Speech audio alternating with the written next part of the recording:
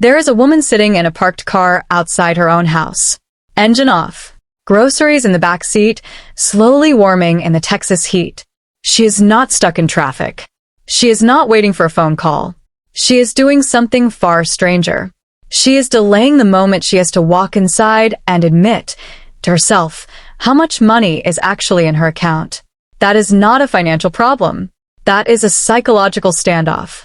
And it happens far more often than any spreadsheet would ever admit. Here is the part nobody tells you when they talk about wealthy women. The number in the account is rarely the interesting part of the story. The interesting part is what she had to become, mentally, emotionally, socially, before that number stopped scaring her. So, let's talk about that. Not the budgeting apps. Not the 5% rule. The actual human being behind the money. Picture the version of yourself who checks her banking app the way most people check their pulse during a scary movie, one eye open, bracing for bad news, even when the news has been fine for months. That woman is not irrational. She is running on old information. Somewhere along the way, money became attached to fear instead of choice, and no amount of income fixes that until the wiring itself gets addressed. What would happen if you actually liked opening your bank app? Not tolerated it. Liked it. That single shift, more than any raise, is usually the actual turning point in these stories. Most women believe wealth begins with a bigger paycheck. Get the raise, get the promotion, get the better job title, and suddenly everything sorts itself out. It sounds reasonable. It is also, according to nearly every woman who has actually built lasting financial independence, almost completely backwards. The women who end up financially free rarely describe the moment they got a bigger salary as the turning point. They describe something quieter. The moment they stopped outsourcing their financial decisions to someone else, a partner, a parent, a financial advisor who talked to them like they were slightly less capable of understanding their own money. That is the real hidden truth. Independence starts as a mental event long before it becomes a bank statement. Let's put a face on this, a composite drawn from patterns seen across countless women who have shared similar journeys, not any single real individual. Call her Whitney. 34, works in marketing in Denver, makes decent money, has for years. On paper, fine.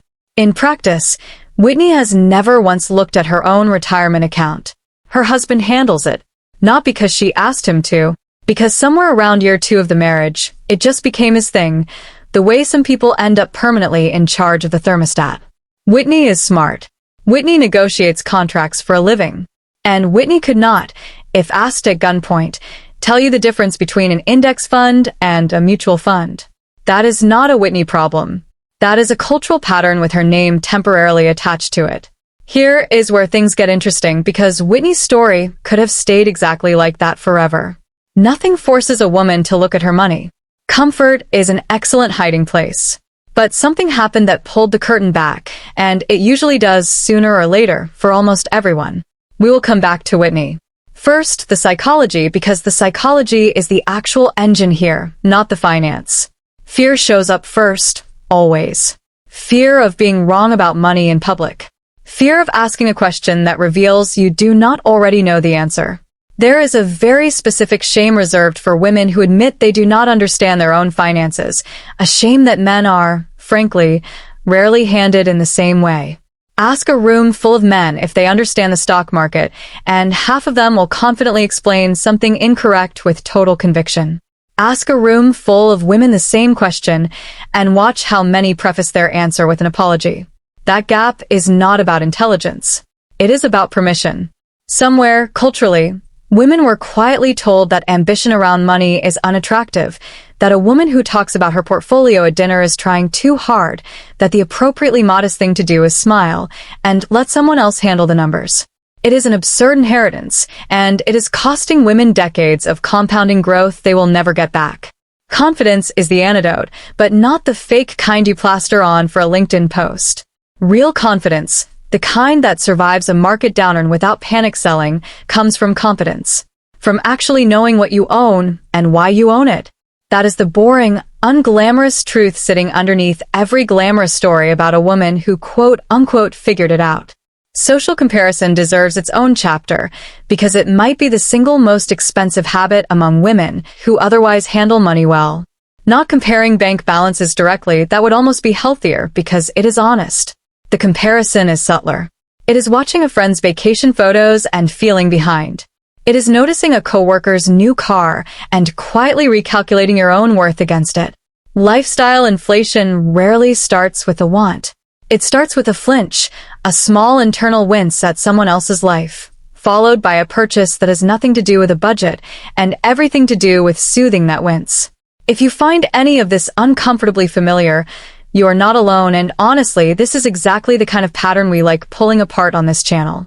If watching women's relationship with money get quietly dismantled sounds like your kind of Sunday afternoon, consider subscribing, because we do this every single week without ever making it feel like homework. Back to Whitney, because her story is where the lesson actually lands. The curtain pulled back for Whitney during a conversation that had nothing to do with money at first. A friend, going through a divorce, mentioned almost in passing that she had no idea what was in her own retirement account because her ex handled it. The friend was in her late 40s, 20 years of marriage. Watching a lawyer explain assets, she had never once looked at herself. Whitney went home that night and, for the first time in 11 years of marriage, logged into her own retirement account using her own credentials. Not out of suspicion. Out of a sudden, sharp recognition of her own blind spot. Here is what she found. Nothing dramatic. No hidden accounts, no betrayal, no scandal. Just years of contributions sitting in a target date fund that had been selected by default, never questioned, never adjusted, never actually chosen. Whitney had been financially present in her own household and completely absent from her own financial life. Two very different things that get confused constantly. That night changed something structural in how Whitney thought about money, and it had nothing to do with the amount. It had everything to do with authorship. She wanted to be the author of her own financial story, not a character reading about it later in someone else's summary. This is where most people expect the story to become about spreadsheets and side hustles. It does not. It becomes about a much stranger, much more uncomfortable subject. What happens to a marriage, a friendship, an identity, when a woman stops being financially quiet? Because here is the twist almost nobody sees coming. The hardest part of Whitney's journey was not learning what an index fund is. That took about a weekend. The hardest part was the conversation with her husband where she said, calmly, that she wanted to be an equal decision maker in their money, not a passenger who gets updated afterward. That conversation was harder than any market crash she would go on to experience. Money changed her relationships more than it changed her bank account. That is the part almost no one talks about. The women who build real financial independence do not just gain assets, they gain a kind of voice they did not previously have permission to use, and using that voice for the first time tends to rattle every relationship built on the old, quieter version of them. Some relationships adjust. Whitney's husband, to his credit, did adjust once he understood this was not an accusation but an invitation. Some relationships do not adjust so gracefully. There are women in these stories whose friendships cooled once they stopped playing the role of the one who is bad with money, the group joke that never really was a joke.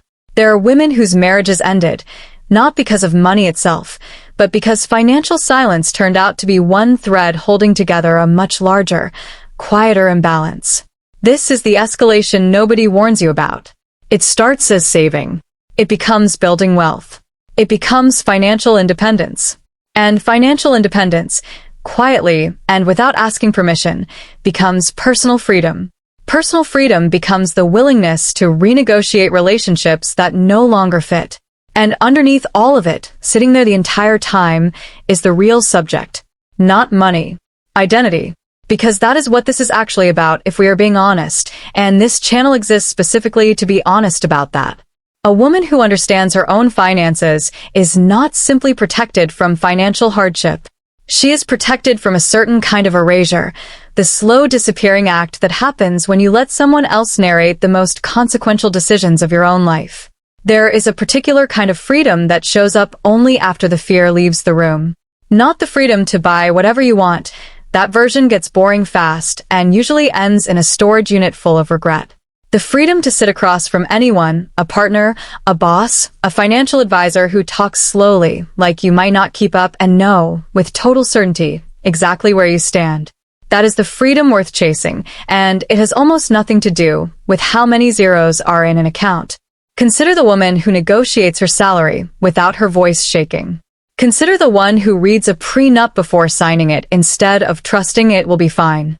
Consider the one who tells a financial advisor, politely but firmly, to explain the fee structure again because the first explanation was deliberately vague.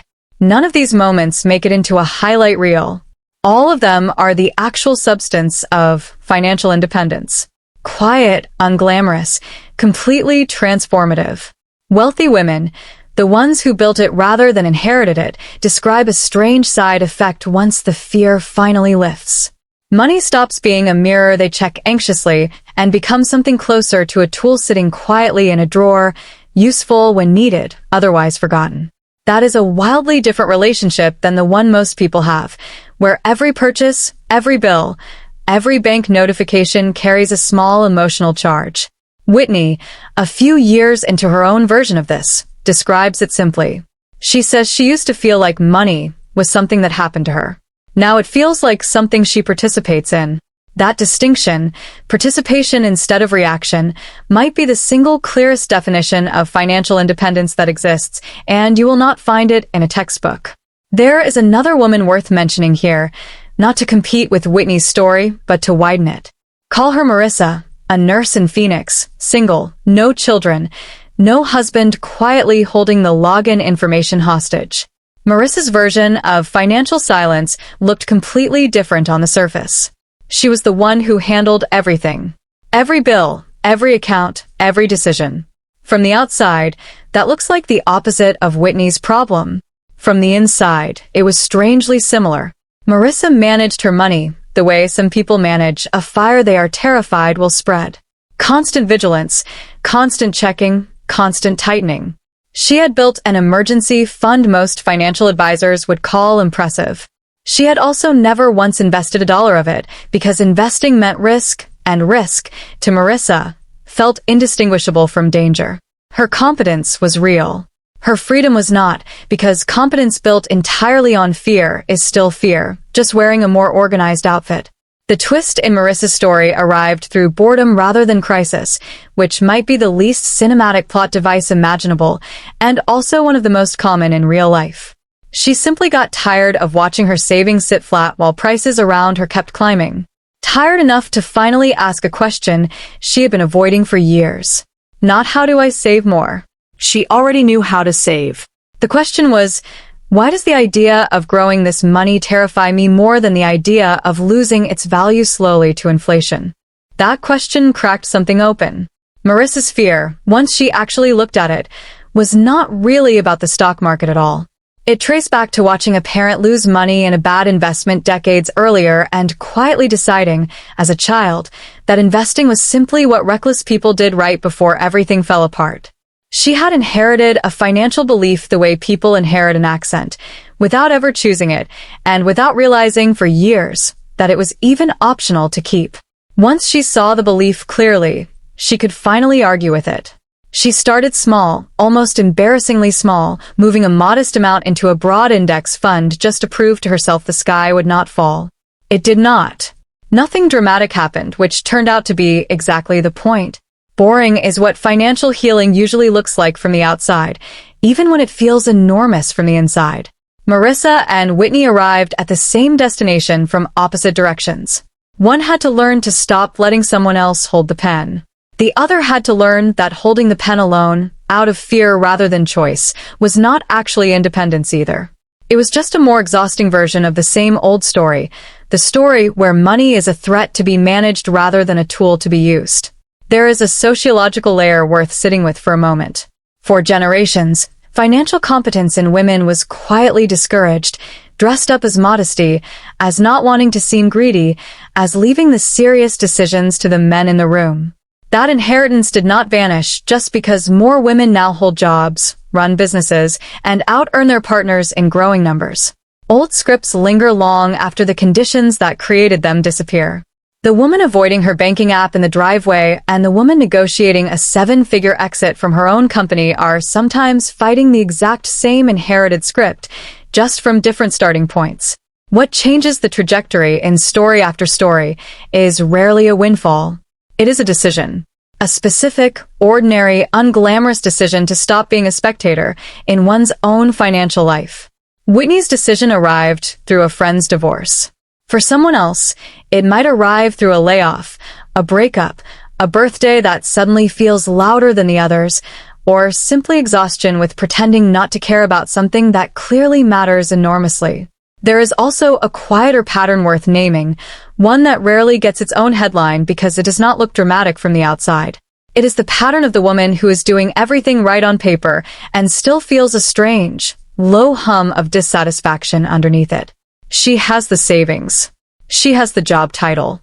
She has the retirement contributions automated and the credit score to prove her discipline. And yet something still feels unfinished, like she is following a checklist someone else wrote decades ago without ever asking whether the checklist actually leads anywhere she wants to go. This is the part of financial independence that spreadsheets cannot measure. Success, once the basic fear of scarcity has been handled, stops being about accumulation and starts being about alignment. Does the money actually support the life she wants?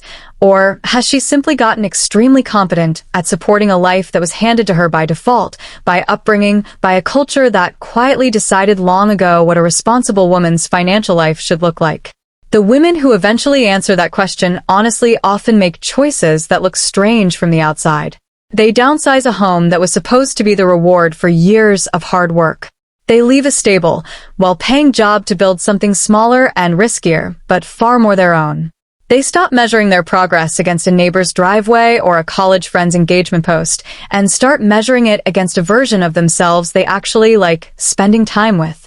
None of that shows up neatly on a balance sheet, and all of it is, in the end, what the balance sheet was supposed to be for in the first place. If you have made it this far, here is the deeper insight worth carrying out of this video, because it is the one that actually matters. Financial independence was never really about the money. It was always about authorship. About whether a woman gets to write her own financial story, or whether she spends her life as a supporting character in someone else's version of it, quietly agreeing, quietly deferring, quietly hoping it all works out. The women who eventually feel free are not the ones with the largest numbers. They are the ones who stopped outsourcing the decision of who they get to become. Money, in the end, was only ever the medium. Identity was always the real currency, and self-worth was always the real balance sheet. So the next time someone asks what financial independence actually looks like, skip the spreadsheet answer.